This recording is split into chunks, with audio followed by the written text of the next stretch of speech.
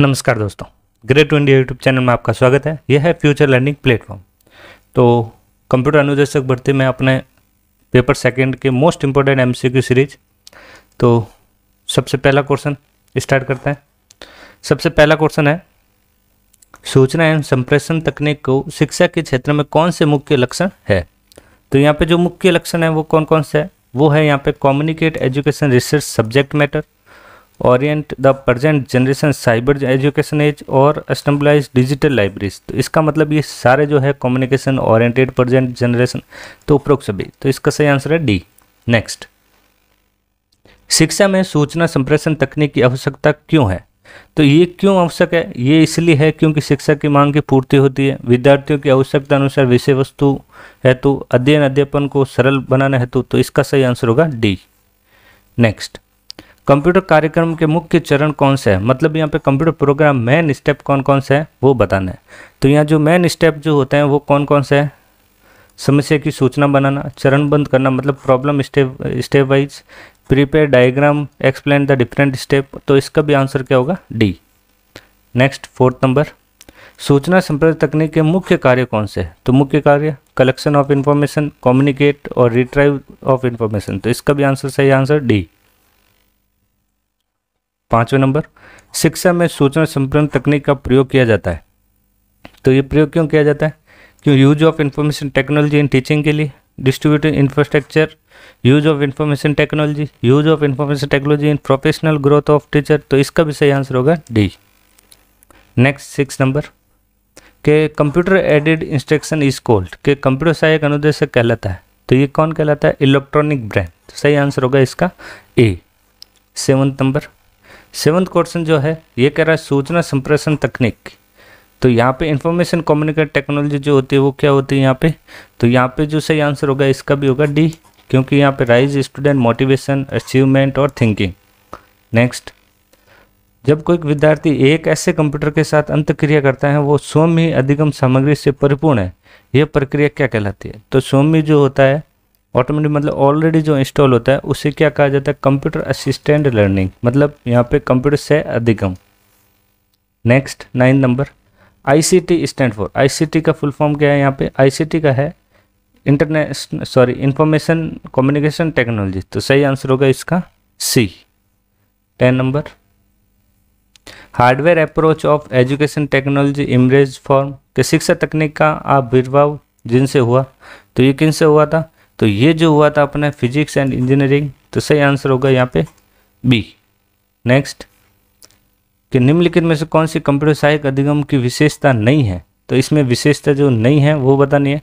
तो यहाँ पे जो सही आंसर है 11 का होगा यहाँ पे जो विशेषता नहीं है। तो यहाँ पे देख सकते हैं purpose interaction between learner and computer, तो ये तो है ही है। और यहाँ पे कह रहा है for helping the individual learner, बिल्कुल ये भी राइट है। और वांछित अनुदान उद्देश्यों की स्वयं योग्यता से प्राप्त करना, तो ये भी सही है। तो यहाँ पे to develop the good thinking strategy, यहाँ पे ये रॉन्ग है। तो इसका क्या होगा, सही आंसर डी होगा। 12 नंबर है कि computer assistant instruction is use in education, कह रहा है शिक्षा में कंप्यूटर निम्न में से प्रयुक्त किया जाता है। तो ये प्रयुक्त किया जाता है फॉर रिसर्च टूल्स के लिए, लर्निंग मशीन के लिए, मैनेजमेंट अप्रोचेस के लिए। तो सही आंसर होगा इसका भी डी। 13 नंबर, शिक्षक तकनीकी का प्रयोग सर्वप्रथम जिन्होंने किया। तो ये किसने किया था, सर्वप्रथम जो किया था यहाँ पे ब्राइमर। सही आंसर होगा सी। शिक्षक तकनीकी त्रिस्तरीय को जिस नाम से जाना जाता है, तो किस नाम से जाना जाता है, एजुकेशन टेक्नोलॉजी थर्ड जो है किस नाम से जानी जाती है, तो ये जानी जाती है सिस्टम एनालिसिस। तो सही आंसर होगा ए। नेक्स्ट, शैक्षणिक तकनीकी में आदर्श सामान्यता देता है, मतलब जनरली गिवन बाय, मतलब इनपुट। तो यहाँ पे जो 15 का जो सही आंसर है वो है यहाँ पे टीचर। सही आंसर होगा A. Class object computer literature and study in school was started by, के class project computer literature and studies in school किस संस्थान द्वारा प्रारंभ किया गया। तो ये किया गया था NCERT। तो 16 का जो सही आंसर है वो है सी। नेक्स्ट, एक ऐसी अनुदेश तकनीक या विधि जिसके अंतर्गत विद्यार्थी और कंप्यूटर संयंत्र जिसमें वांछित अनुदान तक सामग्री रहती है।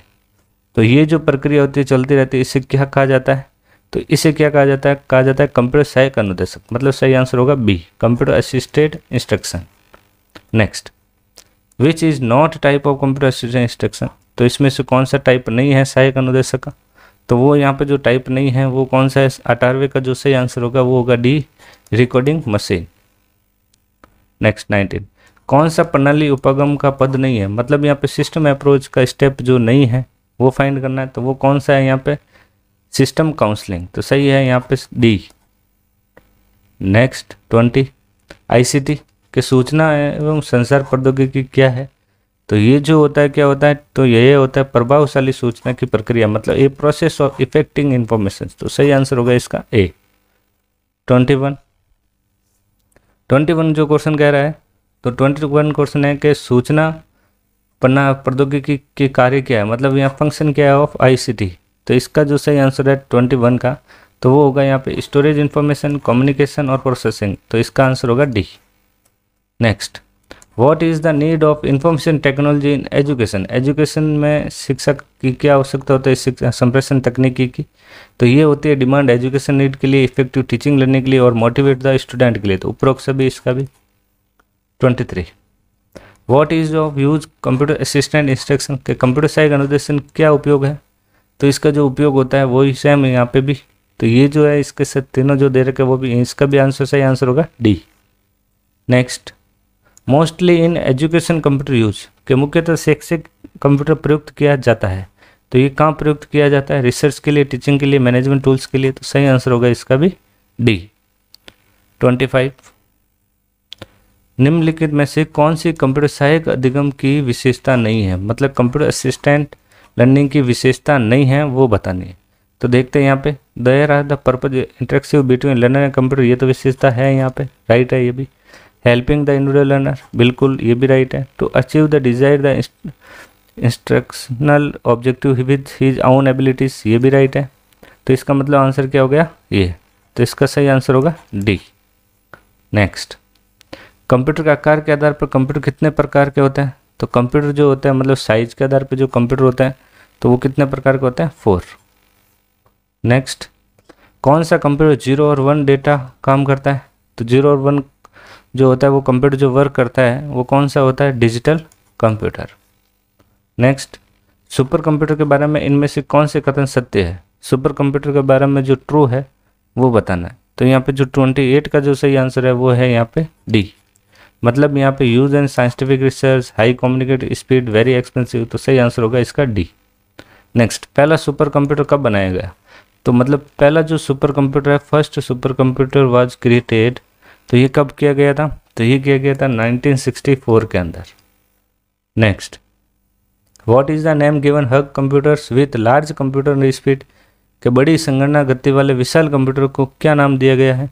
तो ये जो नाम दिया गया था उससे क्या बोलता है? Super computer.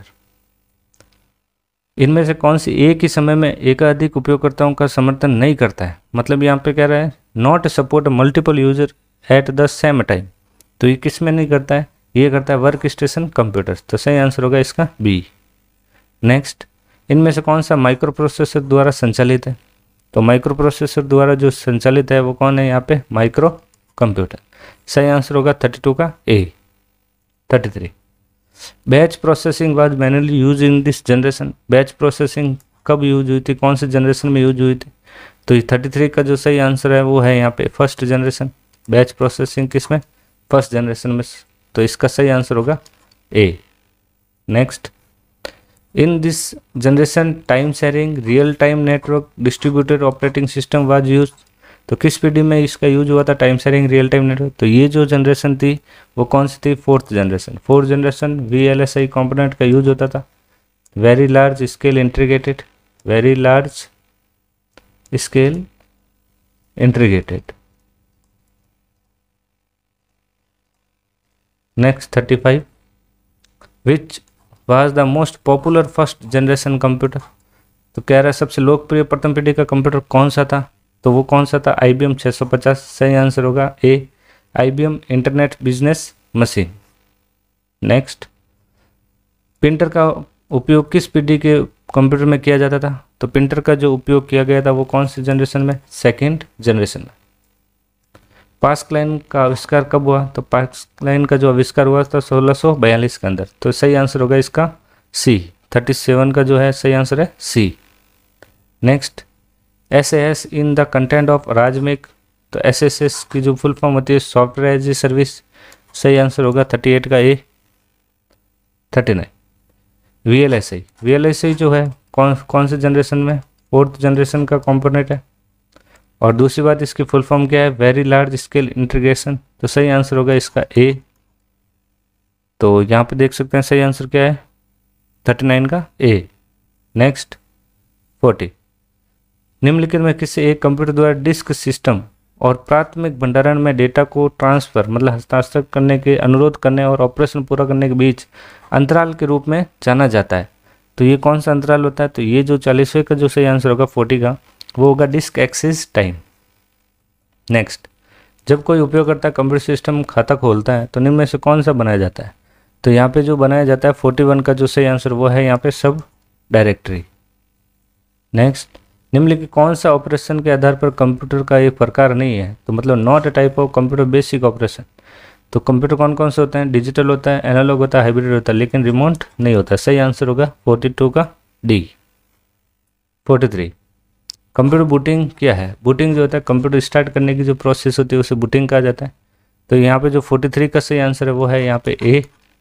तो बूटिंग कैसे? Loading the operating system into memory to make the computer system ready to use. कि कंप्यूटर सिस्टम उपयोग के लिए तैयार करने के लिए ऑपरेटिंग सिस्टम को मेमोरी में लोड करना क्या कहलाता है? बूटिंग कहलाता है।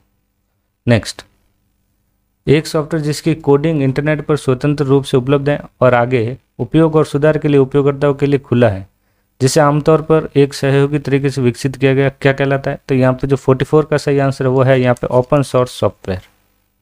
नेक्स्ट, माइक्रोसॉफ्ट विंडोज एक किस प्रकार का ऑपरेटिंग सॉफ्टवेयर है? तो माइक्रोसॉफ्ट जो है वो किस प्रकार का है? Proprietary software. सही आंसर होगा डी। नेक्स्ट, वे प्रोग्राम जो हार्डवेयर की तरह स्थायी रूप होते हैं और रोम में स्टोर होते हैं वो कहलाता है? तो रोम में स्टोर क्या होता है? रोम में स्टोर होता है फर्मवेयर। तो सही आंसर होगा 46 का सी। नेक्स्ट, सॉफ्टवेयर और हार्डवेयर की त्रुटि को बग कहा जाता है। तो त्रुटि को क्या कहा जाता है? बग कहा जाता है। तो वैकल्पिक कंप्यूटर शब्दजाल क्या है? तो मतलब यहाँ पे what is the alternative computer Jagan क्या है? तो वो है यहाँ पे ग्लिच। सही आंसर होगा इसका डी। 47 का सही आंसर डी। 48, कंप्यूटर की लगभग हर व्यवसाय में उपयोग की जाने वाली क्षमता कहलाती है। तो कंप्यूटर की जो क्षमता कहलाती है वो कौन सी कहलाती है? बहुमुखी प्रतिभा मतलब वर्सेटिलिटी। सही आंसर होगा सी। नेक्स्ट, कंप्यूटर की सही परिणाम देने की क्षमता कहलाती है। तो यहाँ पे कह रहा है this correct result is called ability of computer correct result is called, क्या कहलाता है? तो ये कहलाता है एक्यूरेसी। सही आंसर डी। कंप्यूटर की कौन सी विशेषता इलेक्ट्रॉनिक गणना में अलग करती है? तो यहाँ पे जो है इलेक्ट्रॉनिक गणना में जो अलग करती है वो कौन सा है यहाँ पे? वो है स्टोरेज। स्टोरेज मतलब कुछ भी डेटा सेव करने के लिए इसका यूज किया जाता है। तो आज के वीडियो में इतना ही। धन्यवाद।